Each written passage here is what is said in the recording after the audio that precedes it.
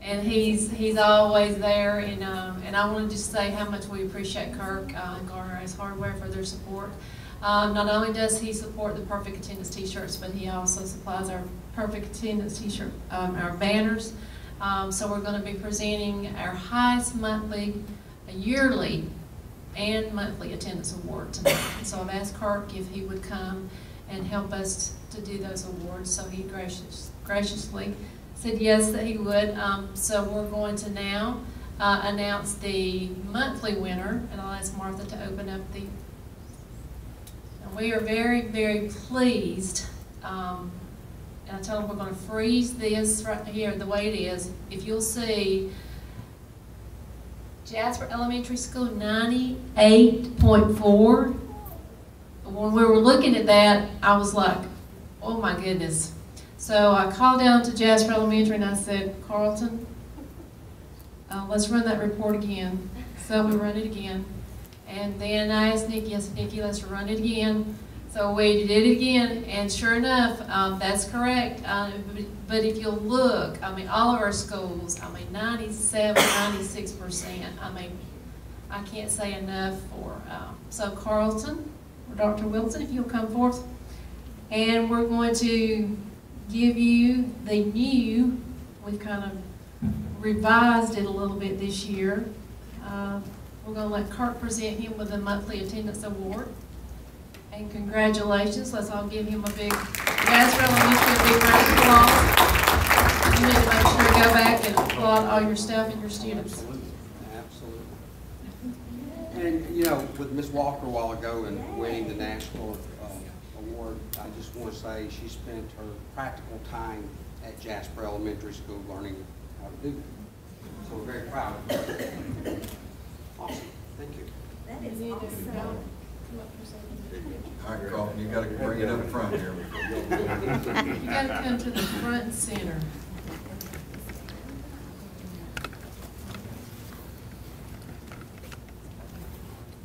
Sorry, slide that up. You got it?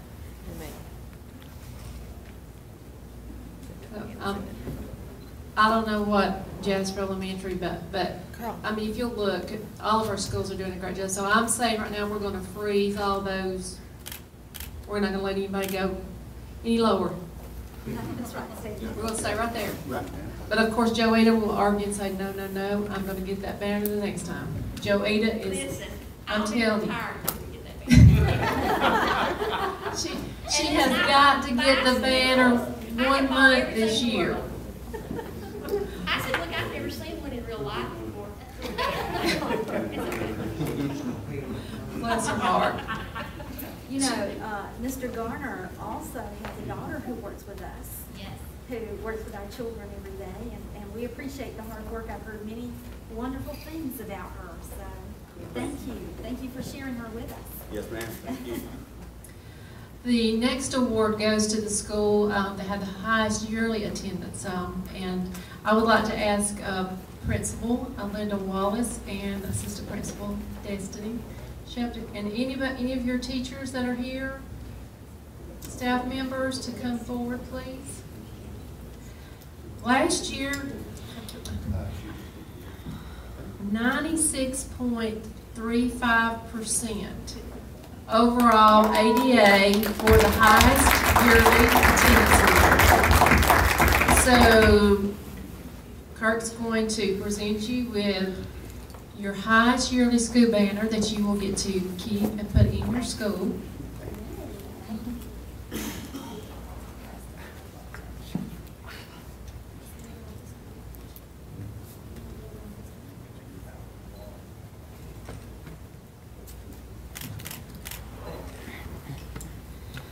I did take just a few minutes, and I was talking to Linda about. I said, Linda, I said, if you had a wish, what would it be for all of your students and staff to have, you know, to celebrate this award? And she said, well, you know, she said there's a guy, me and Roy, does magic science or science zone.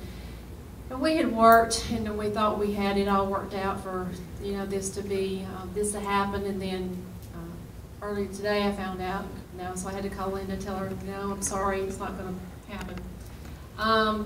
But I'm proud to announce, Linda, 30 minutes ago, we got yes, we got a sponsor. So I know I didn't tell you, I couldn't tell you. I wanted it to be a surprise. Destiny knew. That's awesome! Thank you! So Harmony Elementary, the entire school is going to be able to celebrate the whole day with Linda. You'll have to talk about This guy. what he does. Judge Weaver and with the drug-free. You're a good liar. The juvenile court, she came through and she donated for this gentleman to come and do the presentations for the entire school and for everybody to be able to celebrate. I wanted it to be a surprise, and I just found out 30 minutes Did you ago. really? Thank I you. have literally been praying. I have been praying for this because I wanted something so good for these kids to celebrate. So Thank you very You much. know, we just can't get her excited enough. That's awesome. I told Destiny, I said, don't tell Linda, so this noise for us. Liar. She did a good job. Thank you very much. My kids are gonna love it. So you better let me know when he comes. I will. He'll have to come. Yeah. He's gonna do a K2 presentation and then a 3-5 presentation for our kids.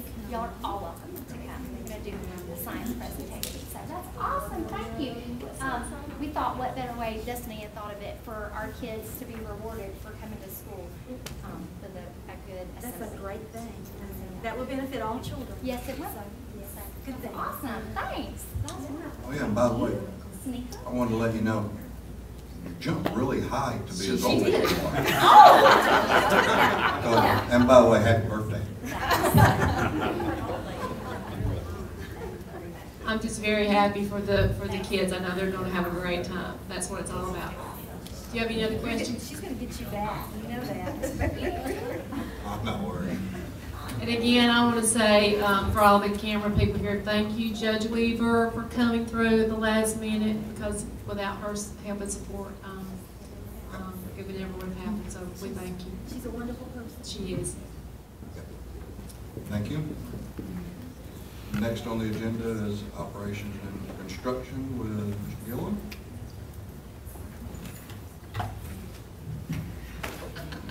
Not a lot of construction going on right now. We're just finishing up punch lists and stuff at Tate, and that's going to be an ongoing process for a little while. General maintenance throughout most of the schools now is the main thing we're doing, catching up. We've got some drainage problems that's happening on some of the playgrounds around some of the schools with all this rain hitting at once. We've had some really hard downpours in the last 30 minutes, but you're getting 2 inches. So we're working on that. Toby's working hard. Dr. Perry had asked me to share a little information about reasons why we may need to be looking at replacing Jasper Middle School.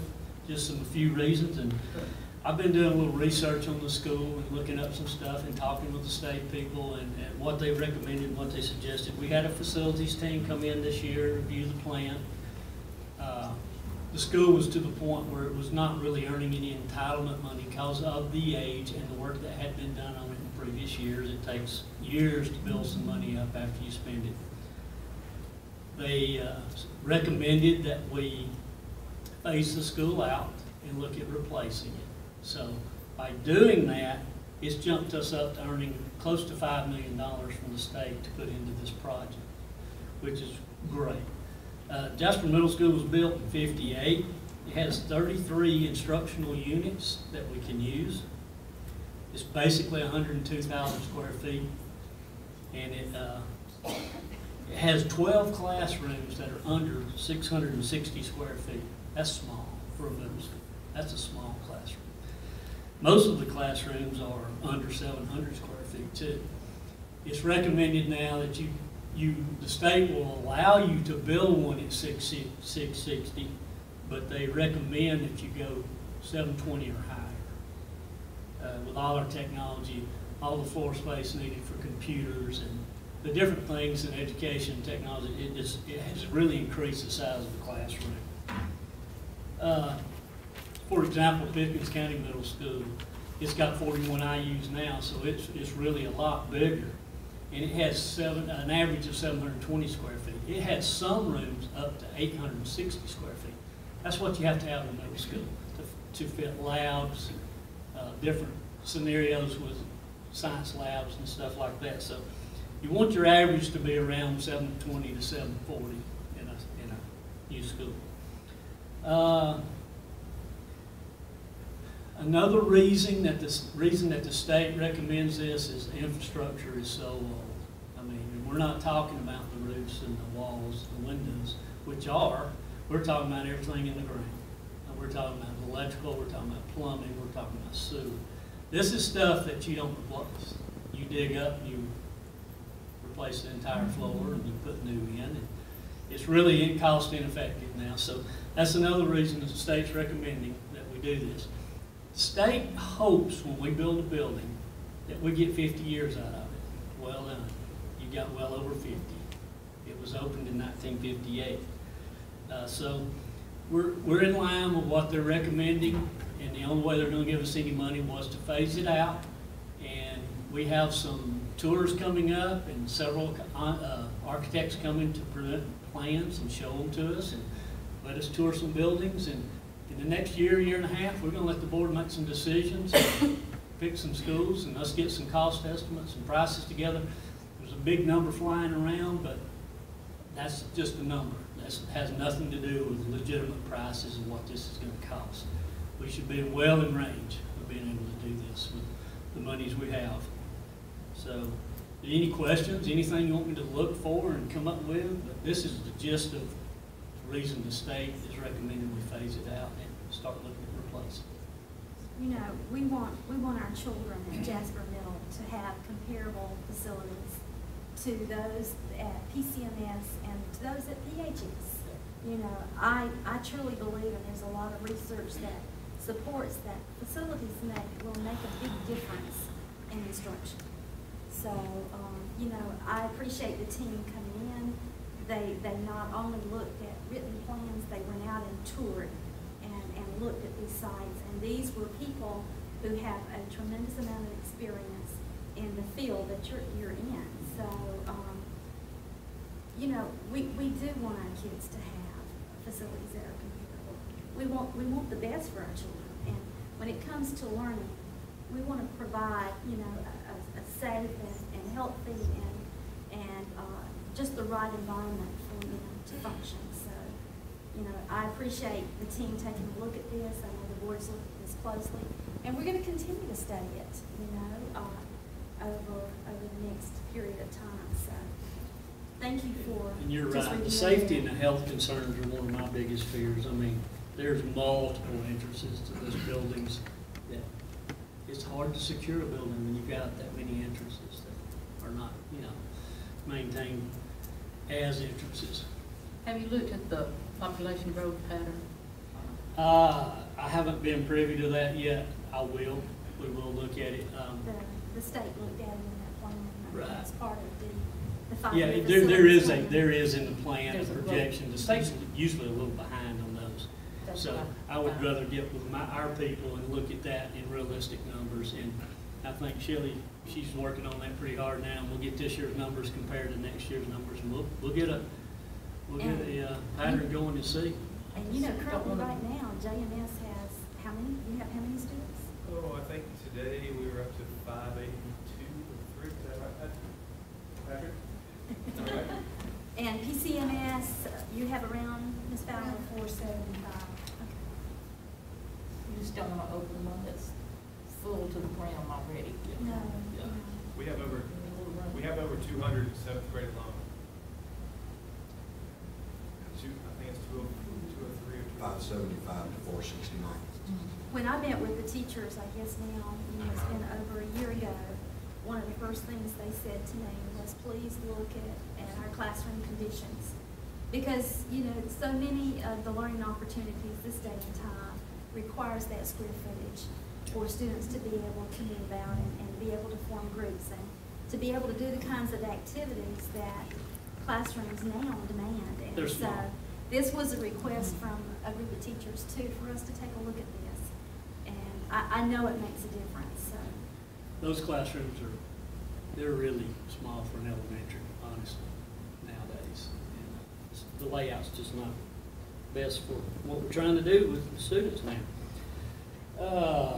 Contingency is pretty well the same as it was last month. We have $7,552 left. I don't really know of anything else we're going to need out of that unless we come up with, you know, something to make it a little safer around the front, or some signage for parking and stuff like that. But that's some minor things I'm thinking of. This month on transportation, Bruce has worked hard to get some drivers trained. He's trained 4 drivers. Classroom portion during August, and training sessions are ongoing. He said he was happy to report that all our elementary schools completed the DOE school bus safety curriculum, along with the hands-on training for all students by the driver trainers. A training class will be made available Saturdays in September for any staff or coaches that would like to obtain their CDL to help us with these trips for extracurricular. This would be a great benefit if we could get them in there. Fall bus emergency evacuation drills are in progress. Should be completed by September 18th. All middle and elementary schools are participating in the Georgia School Bus Safety Poster Contest. First place winners of the county will be submitted to the state on October 1st. We did receive our 2 new 72-passenger buses in August. They were a little late. Should have been here in July.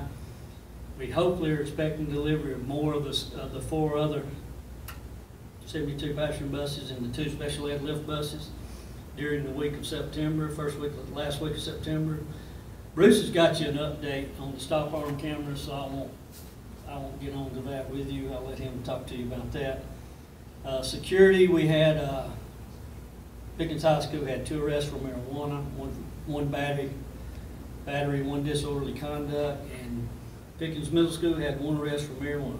And Beth is going to come after Bruce and talk to you about some stuff in food service with the free and reduced that I think will be a little easier to understand if she talks about it. It's pretty complicated. Any questions? Thank you. Ladies first. Okay. Me? We're not going to follow them. Me? Okay, Beth, you go ahead and come up because you're going to take up part of that agenda space. Bruce has his own agenda space.